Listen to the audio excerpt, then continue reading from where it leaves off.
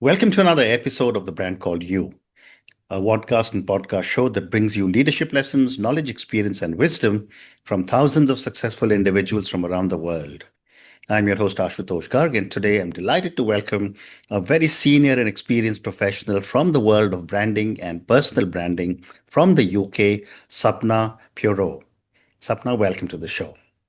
Thank you very much for having me, Ashutosh. Thank It's a you. pleasure to be here. Thank you. Sapna is a business and personal brand consultant.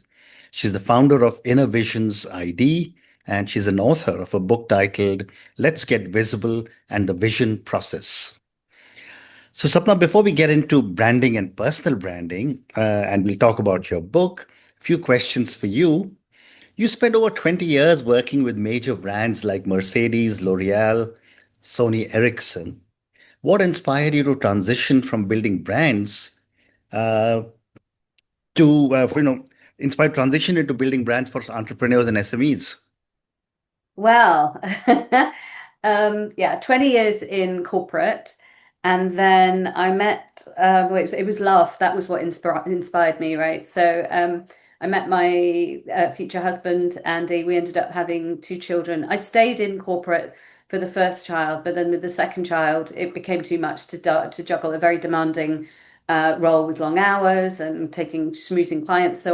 We decided that I was going to stay at home to raise the kids for a little Hmm. bit while they were tiny, whilst my husband was setting up his entrepreneurial business. Hmm. He's in tech.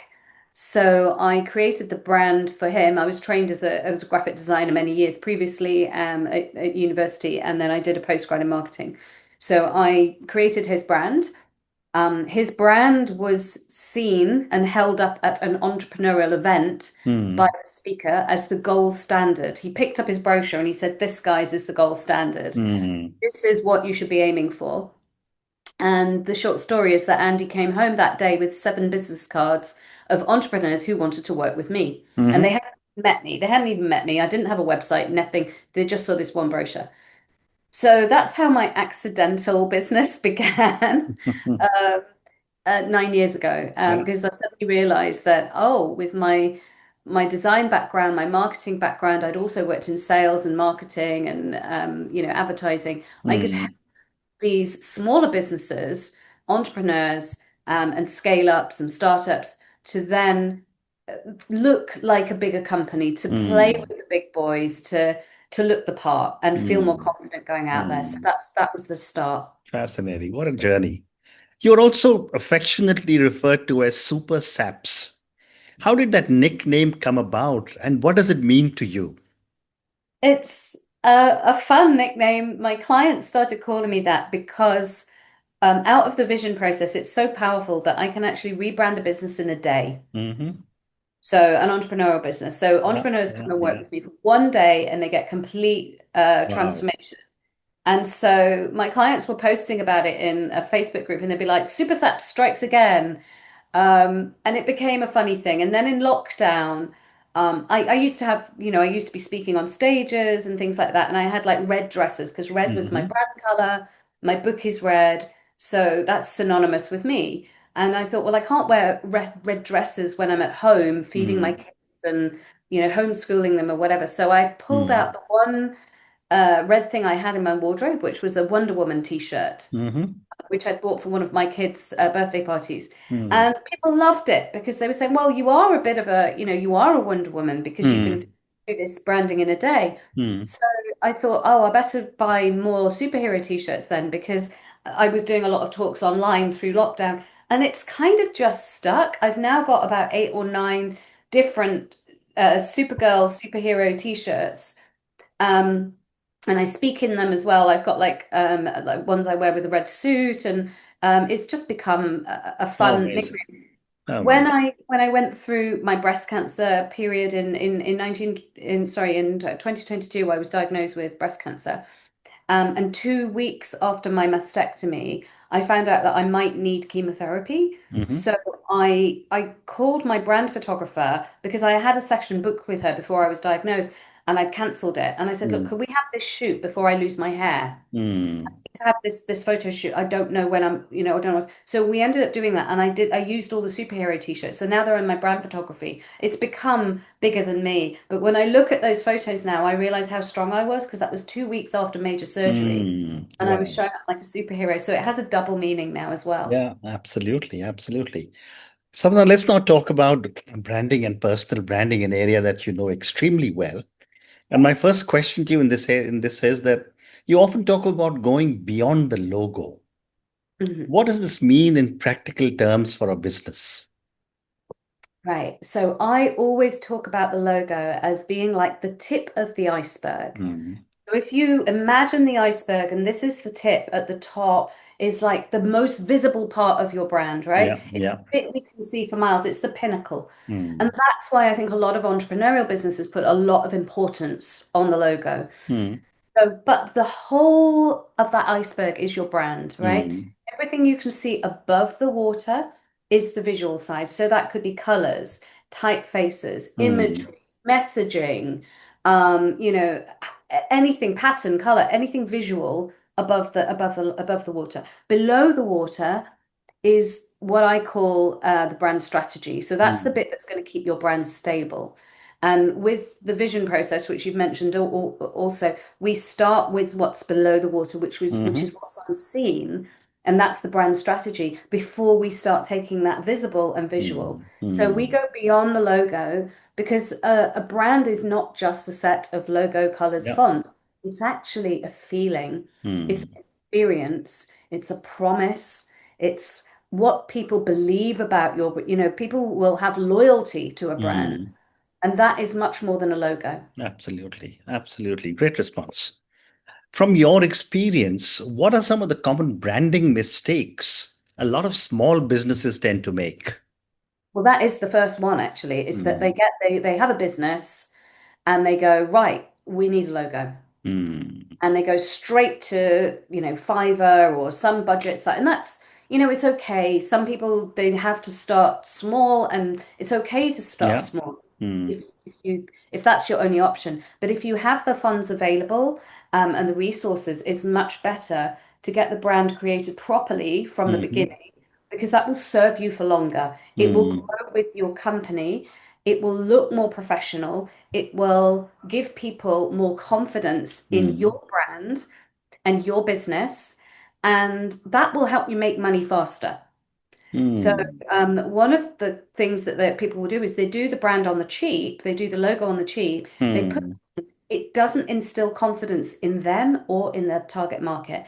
And Right. they say to me, "Oh, I'll come to you and I'll work with you when I get more money." And a Mm, little bit of me is like, you'll get more money faster if you actually do the brand yeah. properly first. So Mm, that's one of the big main absolutely. Well mistakes. said. And Sapna, what role does storytelling play in building a powerful brand?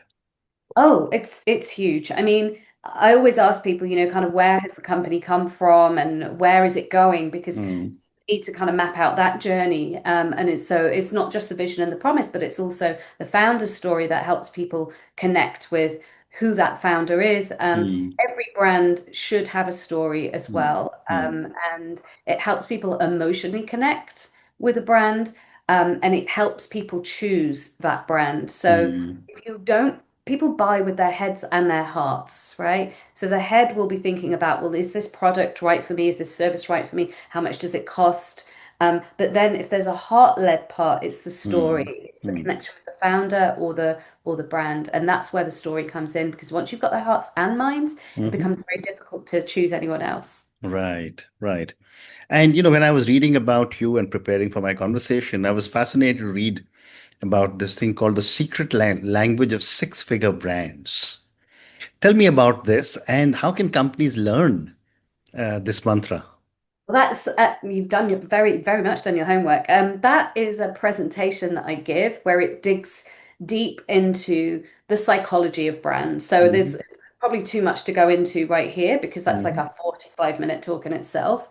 And I touch in it as well in my book, but it talks about the different aspects Hmm. of brand. This is the visual aspects as well as the story, but it looks at the six aspects are taken through my vision process. So Mm. there are 6 steps through the vision process, and Right. each of those builds towards this secret of a 6-figure and 7-figure brand. Mm. It's basically showing people that, again, the brand is not just the logo. Yeah. You have to look at the big picture aspirations. You have to look at Correct. the company story, the company vision for where it's going, the customer Mm. journey as well, the brand values, the brand personality, the brand voice, like so how it's going to connect and how it's going to communicate. Mm. Um, then work out a way to stand out in your industry as well. So there's lots of different aspects. Mm. Amazing. Thank you. And what are some indicators that a business needs a brand refresh or complete rebranding? Okay, so it starts with a feeling. It Hmm. starts with a feeling. Generally, the feeling is that this brand isn't quite serving me anymore. I'm feeling embarrassed to put it out there. These are things that my clients have said to me, Hmm. right? I feel embarrassed to hand out my business card. I feel ashamed to direct people to my website. I've stopped directing people to my website because I'm a bit Mm. embarrassed of it. I don't know how to show up on social media. I don't know how, and this is not just about the visual, but it's what they say and how they position themselves. So they have a lack of clarity in Mm. how to show up. It's also another thing is like if something has changed in your business, Hmm. brand isn't reflecting that. Your brand can be holding you back. It could be a feeling that your brand is Yeah. actually holding you back from doing the Mm. things that you want to do. Mm. Those are all kind of triggers that it's time to maybe look at refreshing your brand. Now, all brands evolve over time. All Mm. brands should evolve over time. The day that your brand stops evolving should be the day that your company stops evolving. Mm. So when's your company going to stop evolving? Mm. And so it needs to not just reflect the changes in your company, but almost guide the changes in your Yeah. company. And if you change something within the company, it's a great time to rebrand because it's a great way to visually represent that change Hmm. and it will draw more attention. So it's a great way to announce changes within the organization as well. Mm. Whether Mm. you're going into new territories, or you've Yeah. launched new products or services, or there's new management, that kind of thing is also triggers for rebrands. Mm. Amazing.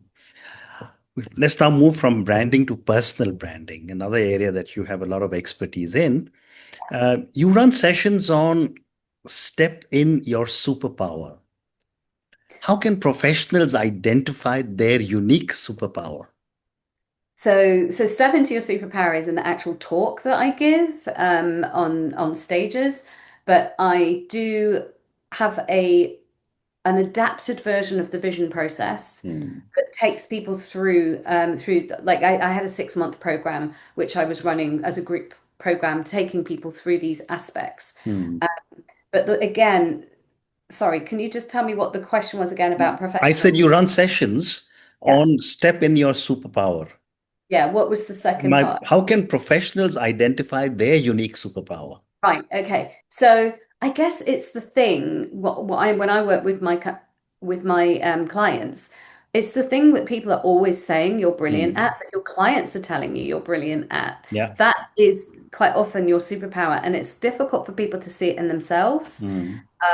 And it's difficult for people sometimes to communicate it themselves because they feel that they're being big-headed or braggy. Mm. And so I do say to a lot of my clients, if they are really struggling with identifying their superpowers, Mm. one of the best ways to find out is go and ask your clients, Mm. I think I do really well. What would you say my superpowers are? Because it's very easy for other people to see it, especially people that you've worked with. So that Mm. might be the first step, is identifying those superpowers by Yeah. speaking to those that know you. Absolutely, absolutely. But Sapna, many people associate personal branding with self-promotion. Yes. How do you address this perception? Okay. I do a lot of work around this actually for my clients because, and especially I think women feel we're the supporters, right? We're the givers, we're the supporters, we're the enablers. We don't Mm. want to talk about ourselves. And I was there myself. I used to, kind of hope that my wonderful work would speak for itself. Hmm. If I'm helping people enough, then my work will speak for itself. But the problem is, as I always say to my clients, your work doesn't have a voice. Mm. You do. And that is difficult. But when you start to think about, you're not talking about you, you're Mm-hmm. not talking about you. What you're talking about is the impact you can make Yeah. or the impact that happens when people work with you. Mm. One easy way to do that, if you are struggling again to articulate how great you are, Mm. is to ask your clients, and testimonials are a really nice way to start showing the world the impact that you're making. Mm. So start talking from that frame of mind and also start thinking that in not sharing your knowledge, in not showing up, in not getting visible, in Mm. not sharing your knowledge, you're denying the world Mm. or help, right? So I sometimes say to my clients, that's a bit selfish. You not Mm-hmm. showing up, Yeah. you not talking about your work is a little bit Yeah. selfish Yeah. because you've Yeah. got all this stuff you can help people with. But if you don't show up and tell them, then they won't know. You could be the person Correct. that this person needs right now. By Mm. not showing up, you're not helping them. Mm. Great response. In a team setting, how can aligning personal brands help strengthen the company brand? Oh, that's a really powerful question. Thank you Mm-hmm. for asking. Because there are a lot of business leaders who are scared almost or worried about their employees raising the game with the personal brand of everybody in the group. Mm. Because the fear is that if your employees are too visible and raise their profile too much, that they will get poached, Yeah. that somebody will come along and steal them and say, come and work for us. Mm. To which I say, well, how about you focus on creating a workplace that people Mm-hmm. don't want to leave, Yeah. right? When you make your employees feel seen, heard, and valued, they are more Mm-hmm. likely to stay.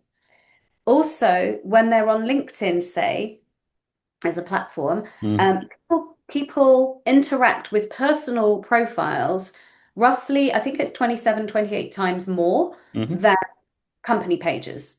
So by increasing the personal brand of everybody, every single touch point in your organization, every single person in Mm-hmm. your organization, that helps the whole business to be seen more. It helps the whole culture to be seen more. And especially in organizations where you may have different sites across the planet, Mm-hmm. employees won't get to know each other in any other way other than digitally, it Mm. really helps foster some levels of connection and Right. knowledge amongst the team as well. If they are supporting each other's social media posts, if they are being more visible on social media. So actually, training your staff to become more visible. Well, Mm. it's that old adage, isn't it? Would you rather train your staff and they leave? Or would you rather have them untrained and they stay, Mm. right? So Mm. training your staff is always going to win out. They won't Mm. leave Yeah. if they feel Yeah. heard Yeah. and valued. Absolutely. But I've also spoken to many individuals, and they say if you're an extrovert, you are a natural at building your personal brand. But if you're an introvert, it's more difficult. I'd love to get your perspective of how can an introvert effectively build a personal brand without feeling inauthentic? It is harder to put yourself out there as an introvert. That's a Mm. fact, right? But it's not about shouting louder. Yeah. It's about speaking to the right people. Mm. And the right people will hear your message and connect with it. Mm. So I have a client of mine, Melita Campbell, who is a business coach, and she has built a whole business around being introvert. Mm. She also has a very high performing, it's in the top 2%, her podcast. Mm. She is a TEDx speaker, and she talks about being introvert. Her book is called The Shy Girl's Guide to Networking. Mm. And so, just if you are introvert, there are other people like you. Mm. And, it's as soon as you start being authentic, you said without feeling, inauthentic, as Mm. soon as you start leaning into, well, okay, I'm introvert, that's me, Mm. you'll be surprised that there are a lot of other people who will kind of go, oh, Correct. and that's me as well. Yeah. So just be you, which is hard. I understand to say that, Mm. but it's a much better option to do that than it is to try and create Mm. something that you're not. So again, I help clients do that and Yeah. realize who they are and how they want to show up. Mm. Amazing. One more question regarding branding, then I've got a couple of questions for your book. What advice would you have for someone who wants to build a personal brand but doesn't know where to start? Right. So it depends on what level they're at. But for somebody who's completely new, who's completely not on anywhere, well, you need to first get visible, right? So I would Mm, create a social media profile. mm, Don't do what a lot of people do and what I've done in the past as well, and put yourself on every single social platform and then get overwhelmed. Like you end up posting on everything and you get tired and overwhelmed and fed up with it all, and then you end mm. up shrinking back again and not doing anything. A personal brand is not built overnight, so you Yeah. need to show up consistently over time. First, Mm, to understand that this is going to take time. mm. Second, understand where your people are, where your ideal clients are hanging out. For Yeah. me, it's LinkedIn. Yeah. So I stopped posting regularly on Instagram, on Facebook, on Twitter at the time. I just kind of thought this is getting too much. So we just focused our attentions, and I used to have a team, so I had somebody doing my social media for me. Mm, Post cancer, I came back and I had to get rid of my team whilst I was going through my illness. So I kind of was building up the business again on my own, although I've just taken a team member on. So I had to narrow it down and focus and just kind of go, mm, right, okay, I'm going to play here. And take time. But also, if you're feeling really shy, so things that you can do that are not talking about yourself, again, the testimonials, make sure mm. that when you do a good job for someone, you get testimonials and you tell people about that. Yeah. I did create a Facebook group when I was shy of being on video. Mm, I didn't like myself on video and I found it really, really icky, kind of going on there. I didn't know what to talk about. So I created a private Facebook group, invited my friends in because I mhm, knew it'd be and my friendly clients, so I knew it'd be a safe space. And then I just said, right, I'm going to do a Wednesday live. I'm going to show up every Wednesday and we'll talk about a different topic. I brought mhm, people in to have conversations with them.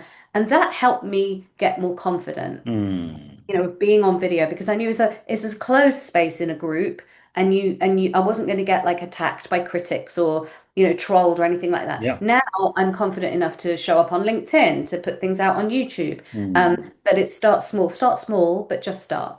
Absolutely. Sapna, let's now talk about your book. Let's Get Visible and the Vision Process. Okay. And do show us your book if you have it next to you. And I'm going to ask all our viewers and listeners to go and check out Sapna's book on Amazon. I'm going to do the same. So first question, I've got two questions for you on your book. Tell me about some of the core principles of your vision process, and how does the process help align personal and business brands? Okay. So the vision process is 6 steps. Hmm. Visualize. I'll talk about each one in slightly Yeah. more depth, but I'll just give you the Hmm. names. Visualize, inner brand, stand out, image, output, and nurture. Hmm. So visualize is when I get my clients to talk about the big picture. This is Hmm. an exercise to help them realize that their brand is not just a logo. Hmm. I asked them, the first part is the FAB exercise, which anybody who is listening can do this exercise if you're trying to build a brand, right? Think of 5 aspirational brands. I call them FABs, 5 aspirational brands. So 5 brands that you look at and you go, oh my gosh, one day I would love my company to be like that. Hmm. Hmm. I would love my company. Or if you're doing personal brand, I would love to be like them. Hmm. It works for both. The vision process works for personal Yeah. or a business brand. But this book in particular was written for business brand. Hmm. So we'll just talk about business for now. So, for example, one of my aspirational brands is Apple. Hmm. And Apple, because for my company, to me, Apple is about beautiful design and also beautiful functionality. So it's design that works. And this is what I aspire to give my clients. It's no good Hmm. just having a pretty brand. It's got to work for the company goals and strategy. So that's Hmm. where strategy first comes in for me. So Apple is a great brand for Hmm. me. Hmm. Um, So you look at the five aspirational brands, you'll get different things from each sector, from each brand, and I would encourage you to look outside of your Mm, sector. Don't just look, if you're a business consultant, don't just look at all business consultant brands. Look at mm, every brand under the world, and think which brands really emulate. It could be about their customer service, it could be about their reputation, it could be about um, how are they known for innovation or mm, their sense of humor, whatever. It could be anything. So we get mm, five brands, we take the what's aspiration about it for you. mm, Then we look at the company vision. So where you have been, that's part of the mm, company story, and where you are going to, like where you are now, mm, where you want to go to. So we track that journey because out of there will be some kind of story and aspiration. mm, And then we also look at the customer journey, who they are, where they are now, and where they want to be as a result of working with you or your company. mm, So that's mm. all in visualize. It's the Yeah. big picture thinking. Then we look at I, which is inner brand. We look Mm, at the brand values. We establish the brand values. mm, Importantly, these are the values that your customers will value, mm. the values that are going to differentiate you from other competitors. Right. Not enough to say we're trustworthy, because actually, shouldn't everybody be? Isn't that Mm. the default? That's Yeah. not a differentiator, right? Correct. It's not going to help. So we need to look at maybe 3 to 7, an average of 5 values that we Mm-hmm. can then build into the brand. We then look at the brand personality. If this brand was a person, a human being, how would they show up? What would their personality be? Are Mm, they authoritative and professional, or mm, are they on a level and empathetic? Or, mm, what's the feel of how are you going to make that emotional connection? And then we look at the language. What kind of language would they use? What words would they use and not use? How is this person going to show up, this mm, brand? So that's I for inner brand, which is where we make that heart connection, the emotional mm, connection we're talking about. Then S for standout is how are we going to make this brand stand out in its industry? mm-hmm. So we do competitor analysis. We look at what the branding looks like in this area. Because another mistake that entrepreneurs make when they're Mm, launching a brand is they look at the market leaders and they go, oh, we want to look like the market leaders because mm. that's going to make us look like a market leader. Yeah. What it will make you look like is a Me Too brand, a cheap knockoff Louis Vuitton Correct. coffee handbag. You're not tapping into, again, what makes you unique and what makes you different. So we Mm, we, we really look at, so what's the branding in the industry and how are we going to make you stand out? mm, Then once we've created the design strategy, then we move to design, which is image. We start with the logo, but then we look at colors, fonts, imagery, mm, pattern, mm, iconography, the whole lot. That's I. O for output is your brand guidelines. So then we mm-hmm. build the brand guidelines, and it's like, this is how we're going to use these elements. And here are some ideas on how we can mock up. We do mock ups of like Mm, web page, maybe some social media posts. This is how the output will look. mm. And then we also produce the brand assets. Yeah. And then N is for nurture. Mm-hmm. Nurture means once you've got this shiny new brand, how are we Mm, going to look after it and help it grow?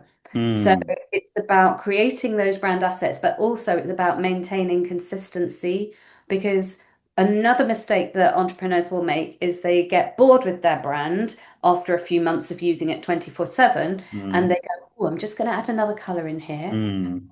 a typeface in here, and they start messing with it. And then we lose consistency. If you Yeah. think of the biggest brands in the world, like McDonald's, say, what colors do you think of, Ashutosh, when I say Mm. McDonald's? Red and yellow. Yes, and because that's consistency, Mm. right? If you look back over the years, what about Coca-Cola? What do you think of that? Red. Yeah, right. Mhm. Consistency, Yeah, consistency. absolutely. I agree. Do I get bored of wearing red sometimes? Yes, I Mm, do. mm, But it's my brand, and actually, if I don't wear red, people comment on it. mm. Yeah. So it's easier to do that, and people, you get that brand recognition because do you know what? We scroll through the height of Mount Everest every 20 days on social Mm-hmm. media. That's Mm. a lot of Yeah. content that's whizzing through. So you've got to Yeah. be recognizable each time you show up, and that's what Correct. nurtures. Correct. Correct. And on that note, as I was listening to you talk about vision, it took me back 4 decades as, literally looking at a 101 of branding and marketing. And that's Yeah. what you've really defined in your vision process. But Sapna, thank you so much for speaking to me. What an amazing journey you've had. We Thank covered you. some amazing ground on branding and on personal branding. And you gave me some interesting thoughts about vision from your book, Let's Get Visible, and the Vision Process. Thank you for speaking to me and good luck to you. It was a pleasure to meet you. Thank you for having me on. Thank you. Thank you for listening to the Brand Called You videocast and podcast, a platform that brings you knowledge, experience, and wisdom of hundreds of successful individuals from around the world. Do visit our website www.tbcy.in to watch and listen to the stories of many more individuals. You can also follow us on YouTube, Facebook, Instagram, and Twitter. Just search for the Brand Called You.